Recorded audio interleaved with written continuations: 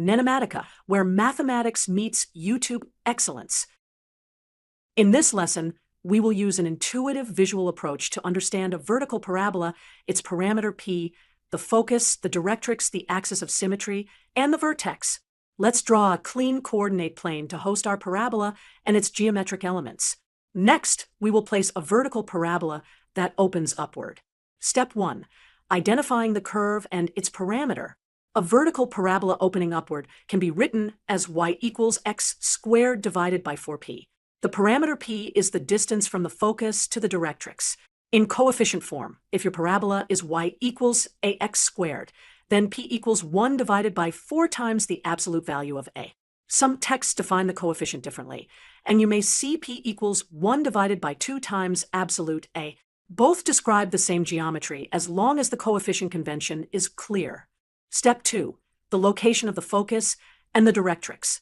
For our example with p equals 1, the focus f is at 0, 1, and the directrix is the horizontal line y equals -1. The focus never lies on the directrix. Step 3. The axis of symmetry. The line passing through the focus and perpendicular to the directrix is the axis of symmetry. This line splits the parabola into 2 mirror image halves. Step 4. The vertex. The vertex S is the point where the axis of symmetry intersects the parabola. In our example, that is the origin 0, 0. Geometrically, the vertex is exactly halfway between the focus and the directrix. A parabola is the set of all points M whose distance to the focus equals the distance to the directrix. Let's pick a point M on the curve and compare these two distances. Quick recap. For a vertical parabola y equals x squared over 4p, the focus is at 0, p, and the directrix is y equals -p. The axis is at 0, p, and the directrix is y equals -p. The axis of symmetry passes through the focus and is perpendicular to the directrix, and the vertex S is where the axis meets the parabola here at the origin. Equivalently, if your equation is y equals ax squared, then p equals 1 over 4 times the absolute value of a. Final answer summary. The parameter p is the focus to directrix distance. The focus is not on the directrix. The axis of symmetry is perpendicular to the directrix and passes through the focus.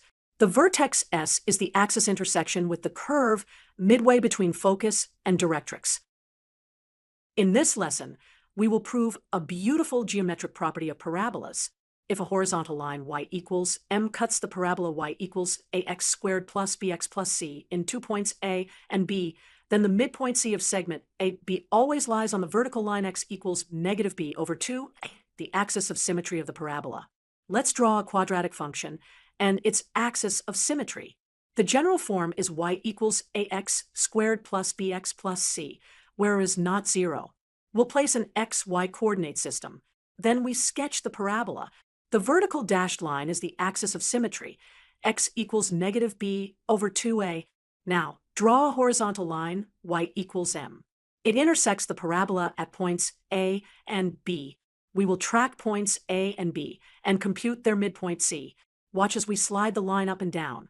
Notice where C goes. Let's derive this result algebraically. At intersections, ax squared plus bx plus c equals m. Rearranging, ax squared plus bx plus parenthesis c minus m parenthesis equals 0. For this quadratic, the sum of the roots x sub a plus x sub b is -b over a. The midpoint x-coordinate is x sub c equals 1/2 times x sub a plus x sub b, which simplifies to -b over 2a. Notice m cancelled out, so c always lies on x equals -b over 2a, the axis of symmetry. To finish, let's highlight the alignment of point C with the axis of symmetry.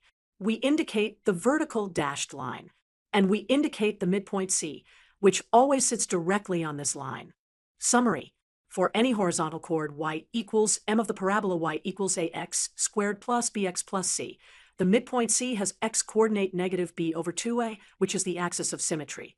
This is m of the parabola y equals ax squared plus bx plus c. The midpoint C has x-coordinate -b over 2a, which is the axis of symmetry. This is true for all choices of m that intersect the parabola. Example: We are given a quadratic function with 2 points on its graph, p with coordinates 1, 2, and q with coordinates 3, 2. Our task is to find the x-coordinate of the relative extremum, also called the vertex. Key idea: if 2 points on a parabola share the same y value, the midpoint of the horizontal segment connecting them lies on the axis of symmetry. That axis also passes through the vertex. So the axis has equation x equals the average of x sub a and x sub b. Let us see this on a coordinate plane. We draw axes and sketch a representative parabola with its vertex at x equals 2. For example, y equals open parenthesis x minus 2 close parenthesis squared plus 1. Here are the 2 points p, 1, 2, and q, 3, 2. They lie on the same horizontal line, y equals 2. The midpoint of p and q is at x equals 2, which is on the vertical axis of symmetry. The vertex sits exactly on that axis. Now compute the axis location using the midpoint formula. X equals open parenthesis 1 plus 3 close parenthesis over 2 equals 2. Since the axis passes through the vertex, the x-coordinate of the vertex is 2. A useful connection. The standard vertex formula says x sub vertex equals negative b over 2a. Our midpoint result gives the same x location, confirming the symmetry idea. Final answer: the x-coordinate of the relative extremum is 2. In this lesson, we will use symmetry and root relationships to find the y-intercept of a parabola. We are told that points a, 3, y, and b, negative 5, y, lie on the parabola. The vertex has y-coordinate equal to 1. And the squared sum of the x-intercepts, alpha and beta, equals 5. Our goal is to find the y-intercept of the parabola. Let's draw a coordinate grid on the left and place the 2 given points. They share the same y value, so they lie on a horizontal line. We will use a dashed horizontal guide to emphasize that. Now, because they share a common y-coordinate, the axis of symmetry of the parabola passes midway between their x-coordinates. So the x-coordinate of the vertex is the midpoint of 3 and negative 5, which is negative 1. The problem tells us that the vertex has y-coordinate 1. So the vertex S is at negative 1, 1. This green point is the vertex. We will now write the equation in vertex form. Vertex form is y equals a times x minus x sub s, quantity squared, plus y sub s. Here, x sub s is negative 1, and y sub s is 1. So we get y equals a times x plus 1 squared, plus 1. Let's expand it. Y equals ax squared plus 2 ax plus a plus 1. The x-intercepts alpha and beta satisfy the equation when y equals 0. So 0 equals ax squared plus 2 ax plus a plus 1. From the sum and product of roots, alpha plus beta equals minus b over, which here is negative 2 over, so negative 2. And alpha beta equals c over a, which is a plus 1 over a. We are given alpha squared plus beta squared equals 5. Using the identity alpha squared plus beta squared equals alpha plus beta quantity squared, minus 2 alpha beta, we substitute to solve for a. Now plug in alpha plus beta equals negative 2 and alpha beta equals a plus 1 over a. We get 4 minus 2 times a plus 1 over equals 5. Multiply both sides by a. For a minus 2 equals 5, a. So 2 minus 2 equals 5, which implies negative 3 equals 2. Therefore, a equals negative 2 over 3. With a found, we return to vertex form. Y equals negative 2/3 times x plus 1 squared plus 1. The y-intercept is where x equals 0. Substituting x equals 0 gives y equals negative 2/3 plus 1 equal to 1/3. So the parabola meets the y-axis at 0, 1/3. In this lesson, we will find all values of m such that the quadratic function f of x equals mx squared minus 2x plus m is always below the x-axis. That means f of x is negative for every real x. Let us visualize the entire family of parabolas. We will draw coordinate axes and plot f of x for different values of m. Watch how changing m shifts the shape and position of the parabola. A quadratic f of x equals ax squared plus bx plus c is always below the x-axis if two conditions hold. First, the parabola opens downward, so it is less than 0. Second, it never touches or crosses the x-axis, so the discriminant is negative. In our function, a equals m. So a less than 0 becomes m less than 0. That gives our first requirement. M is negative. Next, let us compute the discriminant. Here it equals m, b equals -2, and c equals m. The discriminant is b squared minus 4ac, which becomes 4 minus 4m squared. We require that to be less than 0. Divide by 4 to get 1 minus m squared less than 0. That means m squared is greater than 1, or the absolute value of m is greater than 1. So m is greater than 1 or m is less than -1. Now combine both conditions. From the first, m is less than 0. From the discriminant, m is greater than 1 or m is less than -1. The overlap is m less than -1. That is our final answer. In this video, we will solve the classic problem of finding where a parabola and a line intersect, and how the discriminant tells us whether there are two intersections, a tangent contact, or no intersection at all. We will write the two functions, set them equal, convert to a quadratic equation, then analyze the discriminant step by step. Let us build a clean diagram. We will plot a specific parabola, y equals 0.5x squared minus 1. And we will use a horizontal line, y equals n, so we can slide it up and down to show the three discriminant cases clearly. Algebraically, we set the two equations equal to find common points. So, x squared plus bx plus c equals mx plus n. Bring all terms to one side to get the standard quadratic in x. X squared plus quantity b minus m times x plus quantity c minus n equals 0. Here, a equals a, b equals b minus m, and c equals c minus n. The discriminant tells us how many real intersection points there are. The discriminant is delta equals b squared minus 4ac. If delta is greater than 0, there are two distinct intersections. If delta equals 0, the line is tangent, one touching point. If delta is less than 0, there is no real intersection. Now, let us connect the algebra to the picture with our specific example. Recall our parabola is y equals 0.5x squared minus 1, and we chose a horizontal line, y equals n. That means m equals 0 in the algebra. For this setup, a equals 0.5, b equals b minus m, which is 0, and c equals c minus n, which is -1 minus n. So delta becomes b squared minus 4ac. That is 0 minus 4 times 0.5 times quantity -1 minus n, which simplifies to 2 times quantity 1 plus n. If n is greater than -1, delta is positive, so there are two intersections. If n equals -1, delta is 0, and the line is tangent at the vertex. If n is less than -1, delta is negative, and there are no real intersections.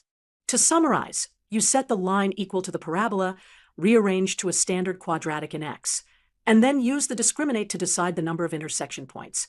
The key rule is delta equals b squared minus 4ac, with a equals a, b equals b minus m, and c equals c minus n.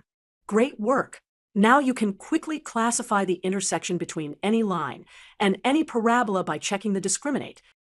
In this lesson, we will find the value of the coefficient for the quadratic function y equals ax squared plus 2x plus 3, given that its relative maximum is 4. We will solve this in two intuitive ways, and then confirm graphically. First, an intuition check. For a quadratic to have a maximum, its parabola must open downward, which means it is negative. Method 1. Use the intersection concept with tangency. At the maximum value 4, the horizontal line, y equals 4, just touches the curve at the peak. That means the intersection equation has exactly one repeated solution, so the discriminant is 0. Let's set them equal and simplify. Now, apply the discriminant equals 0 condition. Finally solve for a. Method 2. Use the vertex value formula.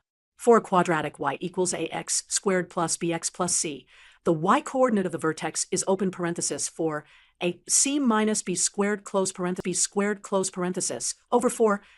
Set that equal to 4 and solve for a. Now substitute b equals 2 and c equals 3.